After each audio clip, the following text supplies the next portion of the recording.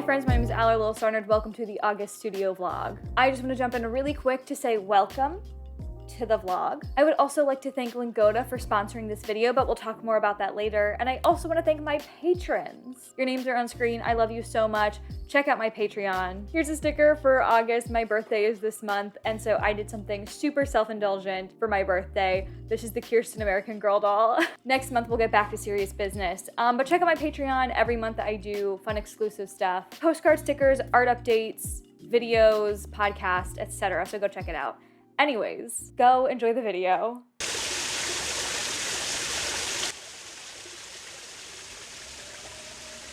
It's August 11th. I don't know where the time is going. I honestly don't know if this video is gonna go out because I will be so busy. I don't think there's much I can film. I'm already a week and a half in, almost 2 weeks into August. Most of the rest of August will be things that I can't film. I'm gonna have my another surgery this month, so I don't know what's gonna happen with this video. But I figured I would chat for a second because I had this stuff up to film and it's been a while. I should probably start the video, the vlog. I have really gotten into audiobooks. I don't know why. I've never had an issue with audiobooks, but I've never really listened to audiobooks before. Recently, Jeanette McCurdy, I found out I've been waiting to read her book, but I don't want to spend a bunch of money on it. My library doesn't have it, but they did have the audiobook on like one of the apps. So I got it on there. I read it and then I was like, this is actually really fun to listen to the audiobook because while I work all day, I'm kind of just on my butt and my eyes are focused on something, but like I'll have shows and YouTube videos running in the background all day because I need something to like keep me company and like, you know what I mean? So like, it's perfect. Listen to audiobooks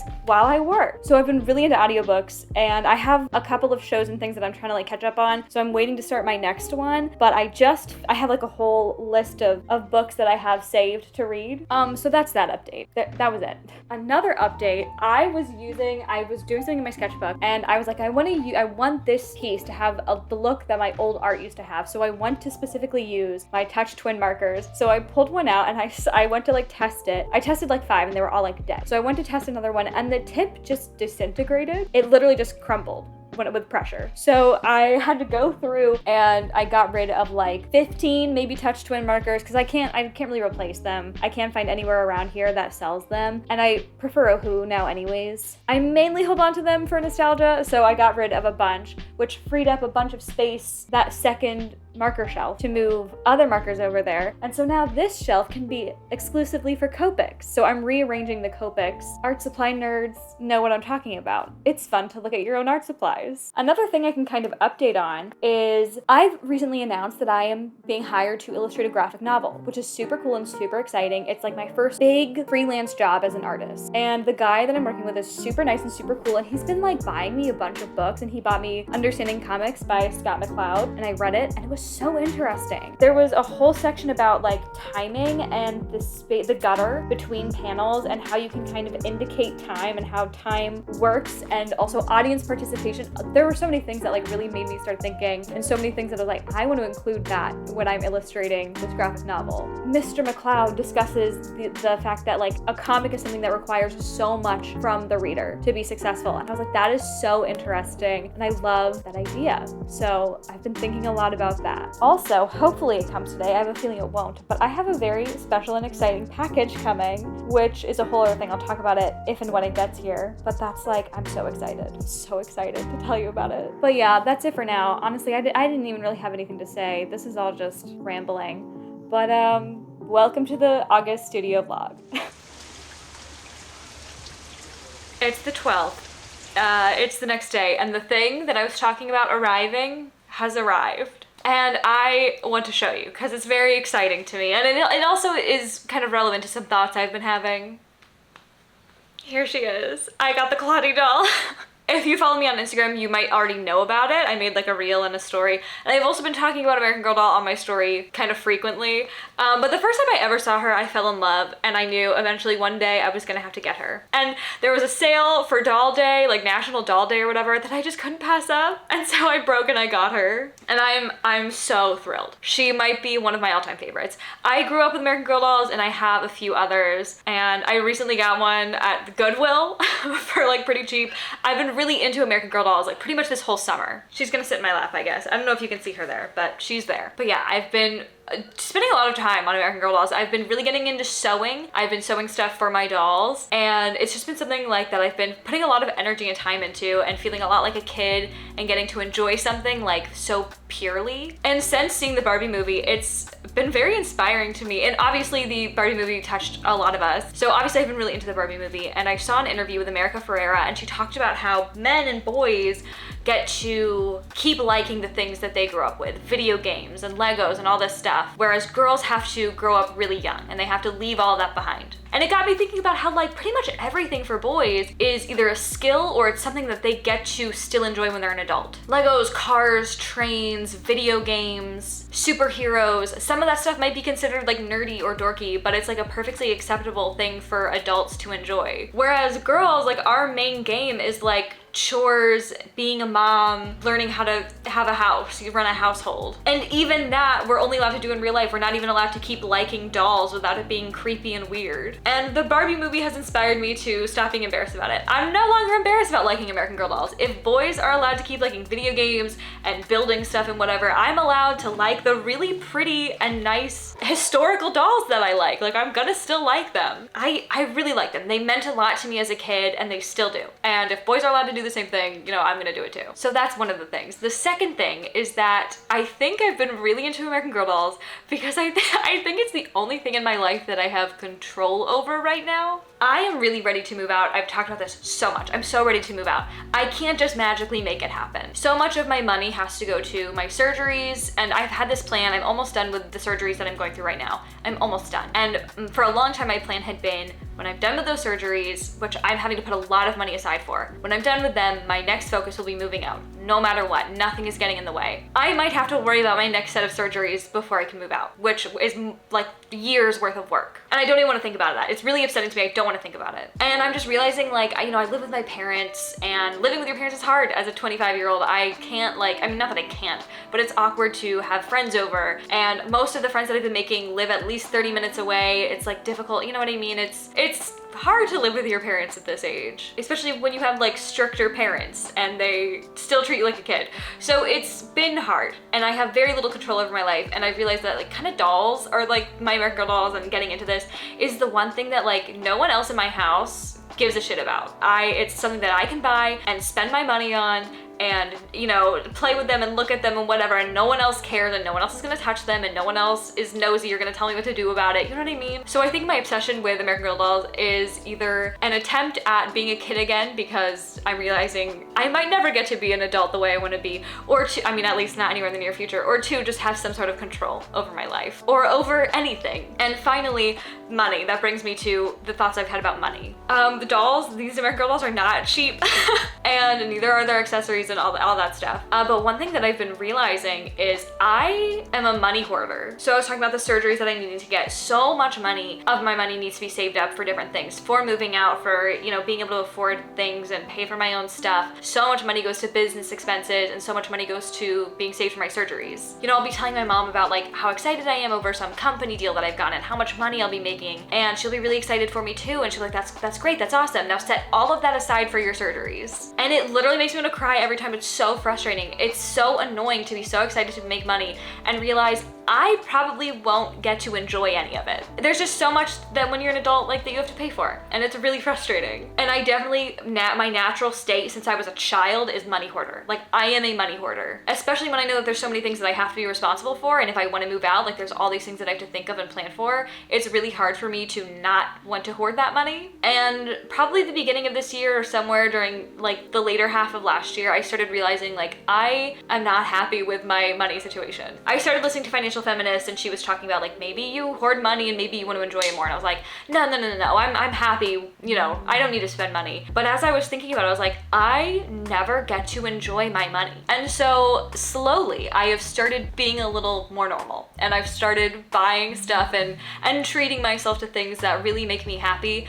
And I have been enjoying life and my finances so much more. It's a small, simple thing, but just things like when we go out on vacation, like buying the things that I like, getting postcards, getting whatever, not just looking for like the cheapest possible thing. Like, I am a lot happier. I didn't realize how much being a money hoarder was like a negative thing. I always thought it was like the smart thing to do. Like I always felt a little bit, like I knew I was a money hoarder, but I didn't realize it in a bad way. I always thought I was like, not better than everyone else, but I was like, yeah, I don't have a spending issue. But now I realize like I still want to be saving money, but like I had so much fun. I have been looking forward to her like for the past week while I've been waiting for it to arrive.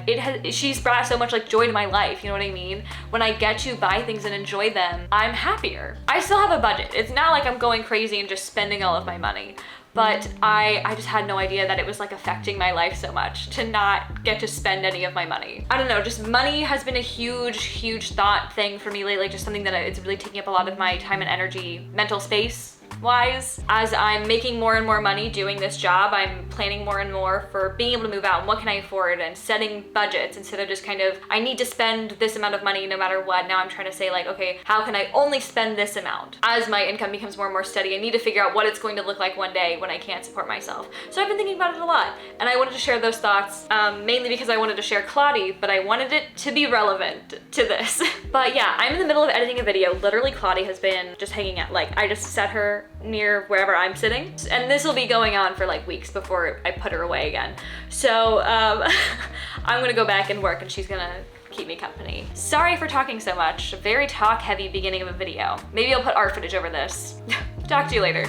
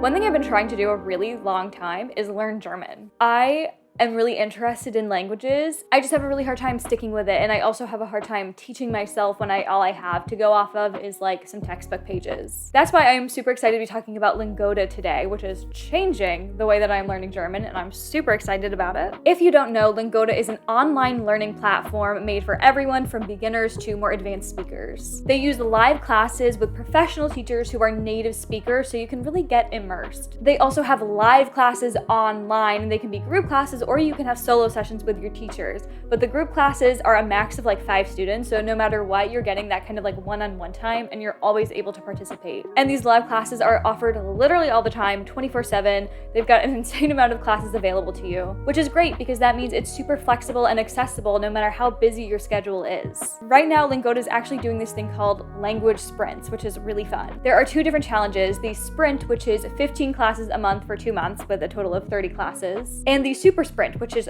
30 lessons per month for 2 months, a total of 60 classes. And if you win these challenges, upon completion, you can get 50% cash back or 40 or 75 credits depending on which challenge you did. Sprints are 2-month-long challenges in which you take these lessons very intensively to really speed up your progress. They also have this adorable tracker that helps you stay motivated and keep track of your progress. The idea of these sprints and doing so much learning all at once is that this consistency is actually a proven method in boosting your confidence in speaking these languages. I'm still really early on in this language, but I'm already having so much fun. I'm loving experiencing those moments where it just kind of seems to click and I feel like I actually understand what I'm saying or how the language works. If you want to challenge yourself and have fun doing it, you want to learn a new language, or you want to see some immense progress in your target language, Lingoda sprints are for you. Make sure you check out the link down below for more information on Lingoda and language sprints, and you can use my code LILSTAR for 20 euros or $25 off your sprint registration. Thank you so much to Lingoda for sponsoring.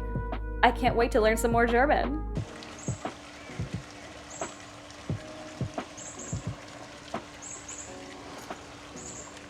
Okay, so this is what the current situation is. We've got piles of stuff. I've also got some stuff over here. So I have a few goals. First of all, I really would love to not have to pile stuff up on the floor anymore. Like, that would be great.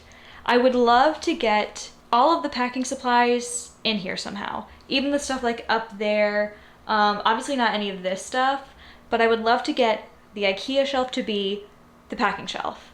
I would also like some paints to go in that little thing. So I would like to free this up and a lot of this up for art stuff, like art supplies. I would love to find, I won't, but I would love to find a different home for those. Just in general, I would like it to look cuter. And I'm not gonna film this part, but I think I'm literally going to flip the sides of my room and put the bed over here and all of this stuff over here. And I think maybe that will give me more room, but I don't know. So I'm gonna test it off camera just in case it's a total waste of time, and I'll let you know. But there's definitely, I have goals, I have ideas. There's some furniture I wanna buy. I think maybe we can get it to look a little bit better. Many months later. There's a clip of me talking about rearranging my room. I don't know when that was filmed. I think it was like July. Right after that clip, I did try to flip my room. It took so long and it was so hard, and I was really excited about it, only to find out it was not gonna work. There is really no other way my room can be set up than how it is, which was very frustrating and very disappointing, but it's fine. When putting it back, there were some things. I got rid of a few things. I don't think anything notable. I've acquired and bought a few things to hopefully help with organization. One is on the way and it probably won't come in time for this video before I have my surgery, but it's a thermal label printer holder, so it holds both the roll and the fan, which I need. That's coming at some point, so that's gonna have to fit on here. And then I just today got another one of these Container Store organizers for my stickers, because I want to get rid of this one. It's over full and it's also ugly. So I got, like, this can, hopefully, ideally, it should fit the thank you cards as well, and some of the bigger stickers. So hopefully that works. And then I have this large jar, which I don't know, maybe it'll hold like paint tubes. I don't know if I'll even use it. And then I have this old and vintage like vanity thing for my grandma, and this I'm planning on holding paints in. So the goal is to get all of the shipping stuff in the IKEA for 2x2 thing, and everything else put it somewhere where it can go. We're gonna try to do that right now. Let's see if it works. I have no idea.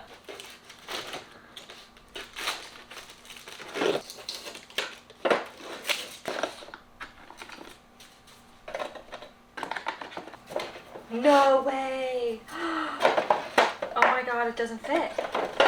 That's so annoying. Wow, that's really upsetting actually. Maybe, I mean, I guess I just have a stack up here, I guess. I don't really want to do that.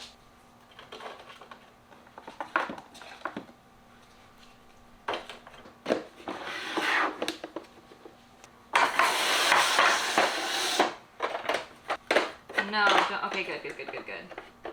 They both fit. That's fine then.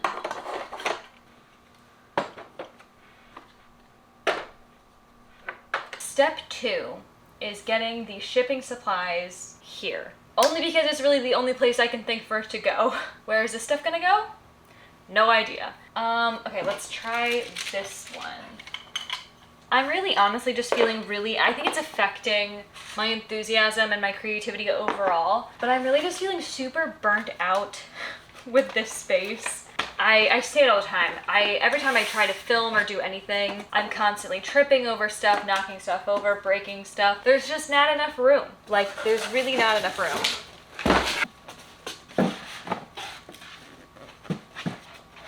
But I can't just magically make more space up here, obviously. So I kind of feel like I'm just doing, like, throwing stuff at the wall. Like, is this even gonna help anything? You know what I mean by moving all this stuff around? But I don't know what else to do. So I can finally get rid of these boxes. Then we have all of this shipping stuff. This, I wonder if it makes more sense to leave up there. It's just not very easy to reach or convenient. But how do I want to do this? How do I want to do this? Maybe these little glassine bags can go up in one of those empty drawers. Okay, well, let me take all this stuff off. The other thing is, like, I can't get to any of my stuff. So there's so much stuff that I forget that I have and then I don't use it. See, that's like a waste of space. Okay, there we go. Now 5x7 mailers can sit in there. I have some wrong sized 8x10s that can go in here. And then I have a few bags of clear glassine bags that I needed for markets that I try not to use. Well, obviously I try to use them now that I have them. 4x6s. Okay, cool. So then this stuff I'll try to put up there. Ideally. Something that I'm considering doing, I hate doing it. I like keeping things in their nice packaging and keeping things together. But that means that I have 4 different tins of colored pencils, plus this. It means I have so many different boxes of things. So I'm thinking of getting rid of packaging that I don't need and consolidating stuff, even if that means mixing brands. So like one of the things that I think I did it already, I have a box of Arteza watercolor tubes and I put every watercolor tube I have in that box, which saved a lot of space actually. So I'm thinking that's the way that I should go. What do I want to put in here? I could put acrylics or oils. Or acrylics. Oils or acrylics? Oils or acrylics? I don't know. I thought this would be an easier decision. I have more tubes of oil paint, so I'm going to put the oil paints in here. That's trash. Nasty. Okay.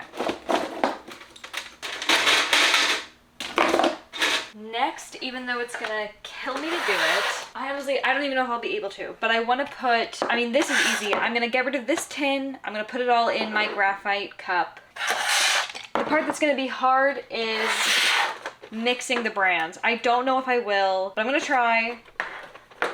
I'm gonna get rid of the plastic divider and I'm gonna take out all the colors that I use most often, the colors that I like, and put them in here. Because right now this is like extras that I've bought, just random loose pencils.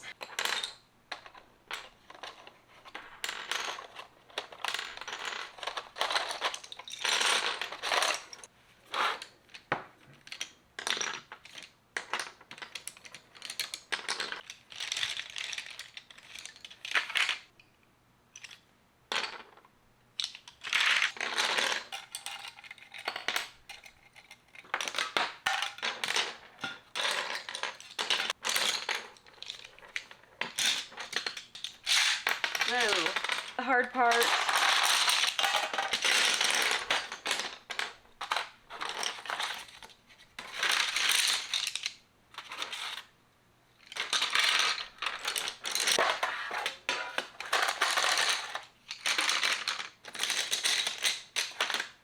Could always put these in here.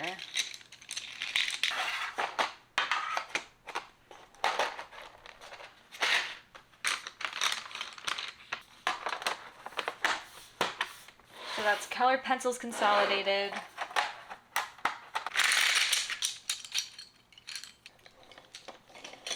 Graphite. Boom. Consolidate watercolors.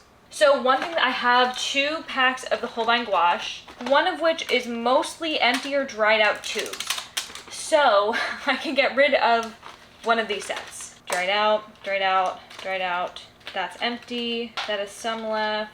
Dried out. So this is all trash. So I have 3 loose gouache tubes. And then here's another great example of packaging that I hold on to. I love Holbein, one of my favorite art brands. I love their packaging, which means I hold on to it unnecessarily.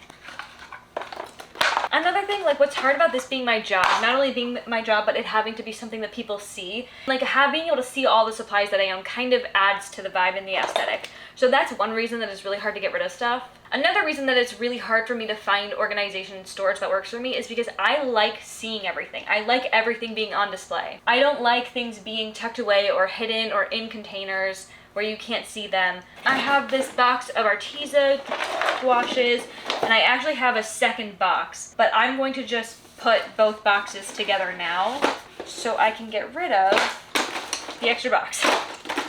I'm kind of thinking all the loose tubes of gouache can go in this jar. Yeah, including the acrylic gouache maybe.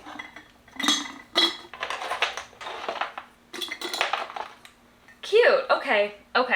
Like, let's talk about how much of a hoarder I am for real, okay? And you know, it doesn't help that people like send me stuff. This is what I have left of jelly gouache. I don't use jelly gouache anymore. Not that I dislike it, I actually really like it. I just am out of that phase. I don't want to get rid of it because then it's like, well, what happens when I'm in that phase again?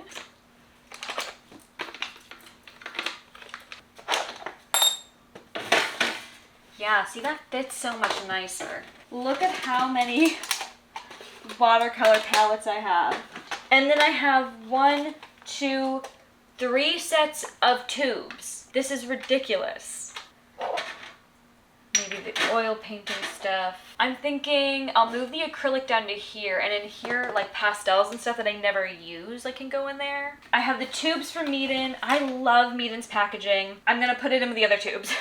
Maybe inks. I can put inks in here. Like, over the years, I've collected so many supplies because I really like trying new things and I like exploring, you know what I mean? I like trying new things. But there are some things that I found that I really enjoy and I stick with, and there are some things that I find that I like having and I use every once in a while, but I don't necessarily, like, love and use on the regular. I have so many tubes of the same paint. Not on purpose. This is literally, half of these tubes are from, like, middle school. I've had these forever. Oh my gosh, I do not have room for this. Like, when art supplies are so expensive, it's really hard to convince yourself to get rid of them, you know what I mean? Because, like, what if you do need them down the road? You kick yourself for getting rid of it. And palettes on top, I guess, for now. Then in the top, I'm gonna put supplies that I genuinely rarely use. And then maybe the crayons. I have all of these markers. I've been keeping like extras of things in my closet, but that takes up space unnecessarily too. Okay, that feels good for now. So this is done. Okay, so I think all this stuff is looking really good. I've cleared a lot of space, or like I've consolidated, and then I have all of this stuff, and honestly, I don't know what to do with it. Like, I thought I was making such good progress, but all that stuff has to go on this shelf. I don't know how to do that, but we'll see. I think I want these like in reach.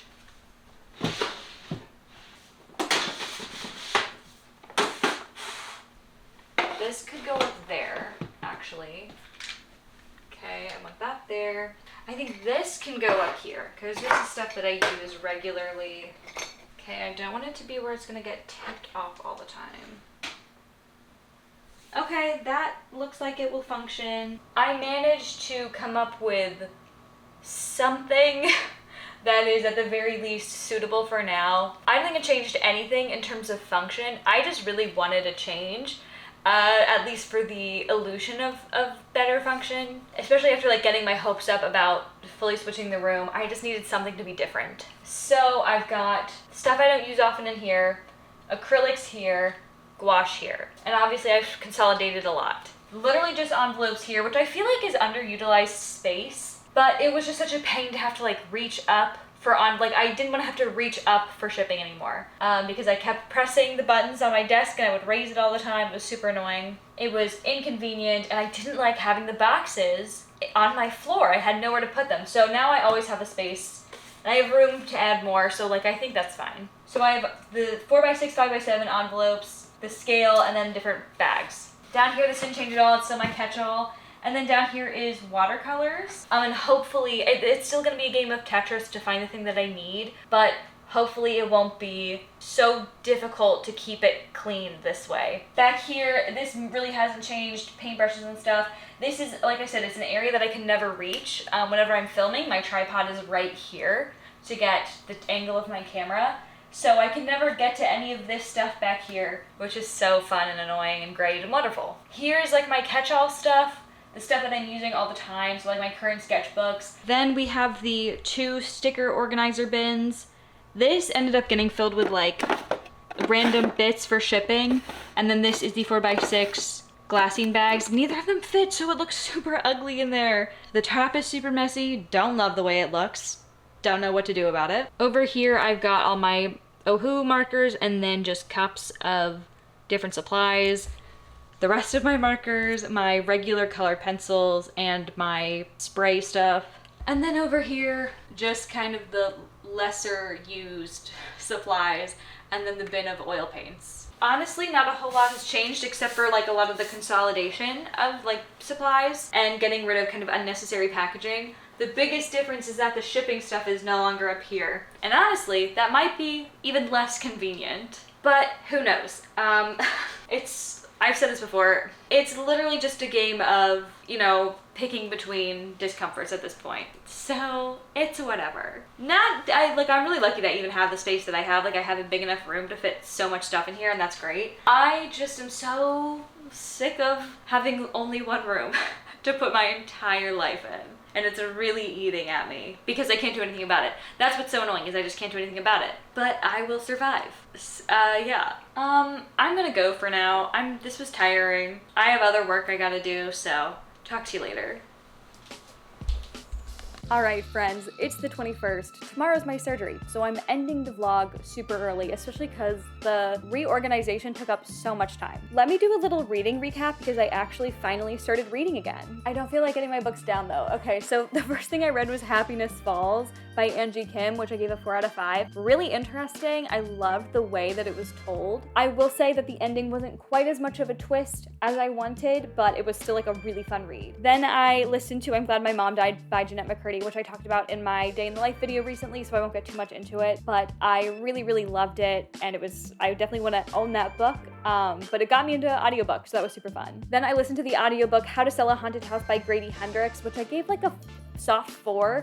I really liked it, and I really want to read more Grady Hendrix books. I loved the motifs, I loved the puppets. It just wasn't like the most scary, but it's definitely got me on a kick. I feel like I'm zoning in on what my genre really is, which is probably like horror and thriller. I think I'm really getting into that stuff. I always have been, but I think like I'm figuring out that that's probably where I want to read a lot more. And then since I'm ending this video so early, I don't get to show you the things that I'm currently reading and plan on reading, and I am confident that I'm going to finish these all in August. So I have this little stack here of stuff to read. This is Under the Whispering Door. I think I have maybe 60 pages left. I'm literally going to finish it like when I'm done with my work today. I'm really enjoying it. I don't like it as much as The House by the Cerulean Sea. It feels a little on the nose. It feels a little, I don't even know how to explain it. It kind of feels like he took the magic of the first one and condensed it, and he was like, this is what you guys like, right? And yes, you're right, but like, it's a lot. You know what I mean? It's a lot. It is really cute. There's not as much of the cute pining romance. I think it's a lot more about grief and death, which I love. I love those motifs. I love those concepts,